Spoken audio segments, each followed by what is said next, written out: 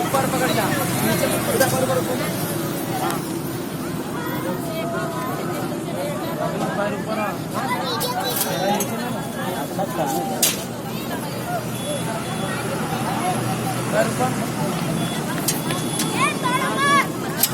ऊपर पकड़ ऊपर क्या बच्चे दो यार अच्छा तो आपका बैठ गया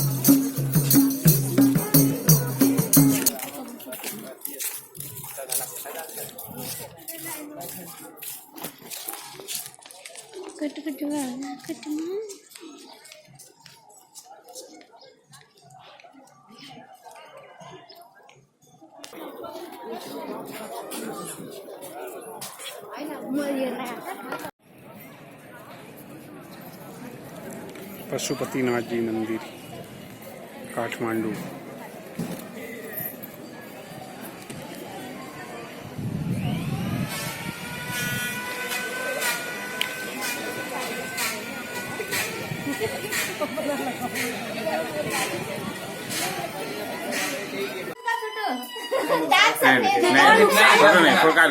फोटो नहीं खींचा जाएगा। हाँ, चलो खा लो बस इतना। अभी अब नहीं नुकसान होगा। सबको खिला हम दूसरा नहीं खाते। उसी को खिला दो ना गुलाबशाह का फोन इसको खिलाओ। गुलाबशाह का फोन आया था। इतना बढ़िया केक मंगवाए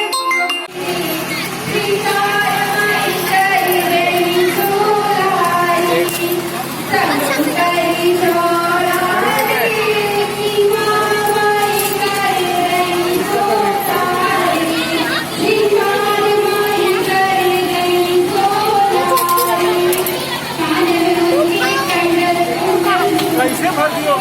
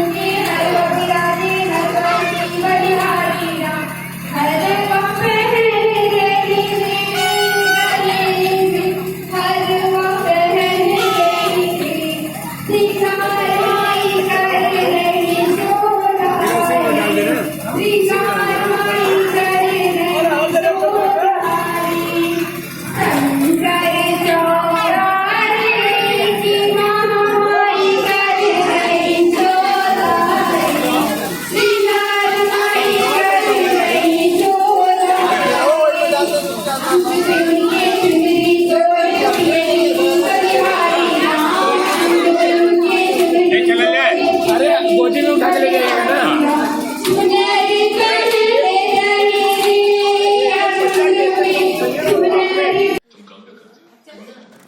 पहला नया साल मन रही है यहाँ।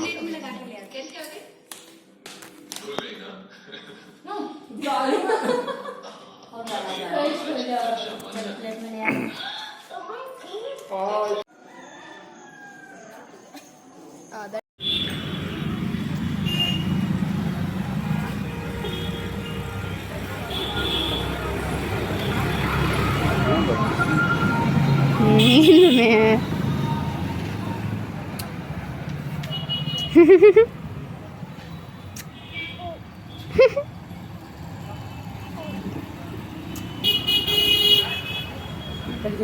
बड़े साहब ठीक ठाक हैं? 20 रुपए की है। 15 रुपये। बड़े साहब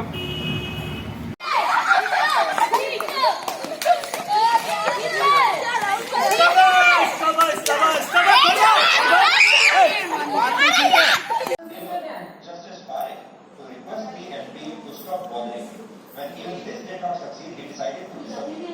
He disappeared inside his house, not showing his face even in his own veranda. All visitors calling on him were told that he had gone into jail, where his brother used to live. तो आप सोचिए उस जज पर कितना दबाव होगा कि उस जज ने सार्वजनिक रूप से बाहर निकलना बंद कर दिया और अपने पड़ोसियों को भी ये बता दिया जो भी बाहर निकलने आए उसे कहिए कि मैं अपने घर में नहीं। वो अपने घर के बाहर नहीं बैठते नहीं थे कि कहीं कोई उन्हें देख ना ले और फिर उनसे जबरदस्ती मिलने की कोशिश ना करे। यानी 28 मई से लेकर 7 जून तक वो जो जज थे उन्होंने सार्वजनिक जीवन एकदम अपना समाप्त कर दिया। अपने करीबी दोस्तों से भी वो नहीं मिले क्योंकि उनके ऊपर इतना दबाव था और दबाव ये था कि वो अपने इस फैसले को बदल। उस समय खुद शांति भूषण एक बार कहा था कि जस्टिस जयप्रकाश सिन्हा को फैसला सुनाने से पहले कई तरह के प्रलोभन दिए गए और उनसे कहा गया कि उन्हें हाईकोर्ट से सुप्रीम कोर्ट में भी प्रमोट किया जा सकता है। सबसे बड़ी बात यह कि उस समय के इलाहाबाद हाईकोर्ट के ही एक जज ये प्रस्ताव लेकर जस्टिस जगमोहन लाल सिन्हा से ले रहे थे और उनसे कहा था कि उन्हें ये खबर प्रधानमंत्री ने प्रधानमंत्री कार्यालय में काम करने वाले उनके रिश्तेदार ने दी है। सोचिए एक जज दूसरे जज के सामने ये प्रस्ताव लेकर गया, प्रलोभन का प्रस्ताव। उस समय की स्थिति ये थी। तो प्रशांत भूषण खुद अपनी इस किताब में लिखते हैं कि इस फैसले से कुछ दिन पहले जस्टिस जगमोहन लाल सिन्हा को इलाहाबाद हाईकोर्ट के चीफ जस्टिस ने भी फोन किया और इस फैसले को जुलाई महीने तक टाल देने के लिए कहा। और इस किताब में लिखा है कि इसी फोन कॉल के बाद जस्टिस जगमोहन लाल सिन्हा ने 12 जून को ही अपना फैसला सुनाने की घोषणा कर दी। उन्होंने ये तय किया कि वो तुरंत अब अपना फैसला सुनाएंगे। इसे करना मुमकिन नहीं है। हालांकि उनकी मुश्किलें कम नहीं हुई। फिर इसमें लिखा है कि 11 जून की रात को सीआईडी के कुछ अधिकारी जस्टिस सिन्हा के पर्सनल सेक्रेटरी मोहना लाई के घर पहुंचे और उन पर इस फैसले की प्रति को लीक करने का दबाव बनाया। यानी इंदिरा गांधी चाहती थी कि उन्हें फैसला एक रात पहले ही पता चल जाए ताकि वो इसे रोक सके। हालांकि मुन्ना लाई ने इसे लीक नहीं किया और इंदिरा गांधी को इस बारे में पता नहीं चल सका। ये इस किताब में लिखा हुआ है। अब मैं आपको आगे की कहानी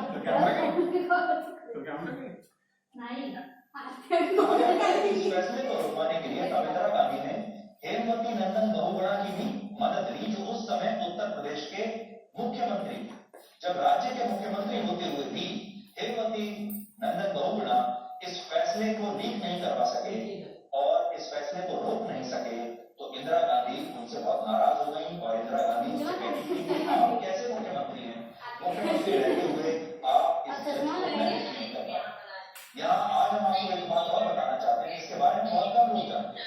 जस्टिस सिन्हा ने फैसला सुनाने के लिए 12 जून का दिन इसलिए भी चुना था क्योंकि इससे एक दिन पहले गुजरात में विधानसभा चुनाव के लिए वोटिंग खत्म होने वाली थी और जस्टिस सिन्हा नहीं चाहते थे कि इस फैसले का असर चुनाव पर पड़े।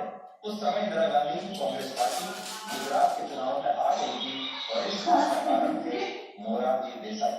मोरारजी देसाई इस समय गुजरात में नव निर्माण आंदोलन चला रहे थे और यह आंदोलन यूनिवर्सिटी और छात्रों ने और यह आंदोलन इतना प्रभावी था कि गुजरात में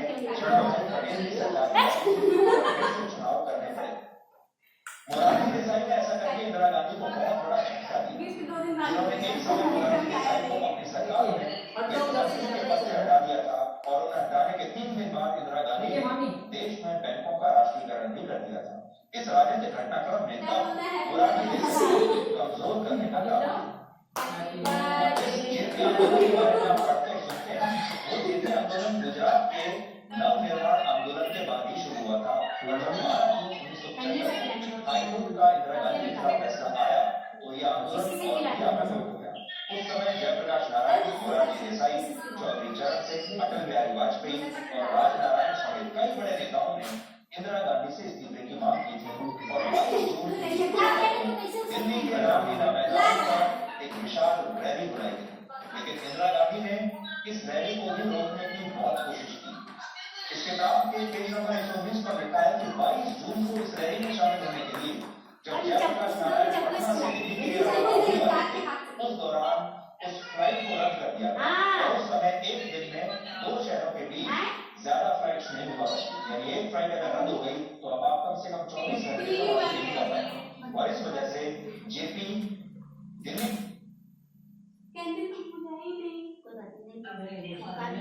कितना खिलाए तो था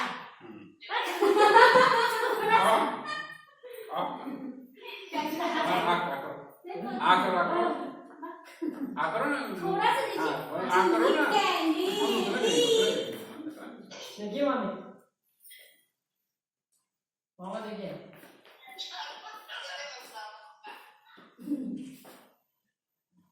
खोलो,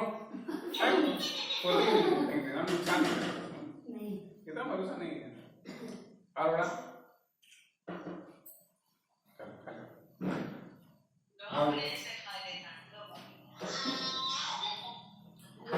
लोग को पता नहीं हो गया जिन्नी का फोटो ले लीजिए। पाटला गुरु आजा कर की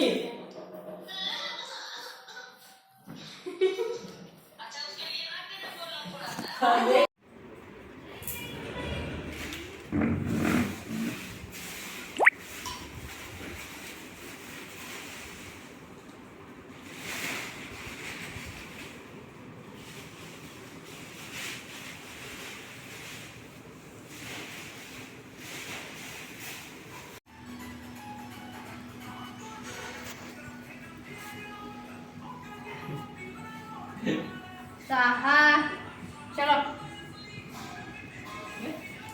हर हर भोले नमः शिवाय, ओम नमः शिवाय। तो चलिए इधर उधर। काटो बोलो हाँ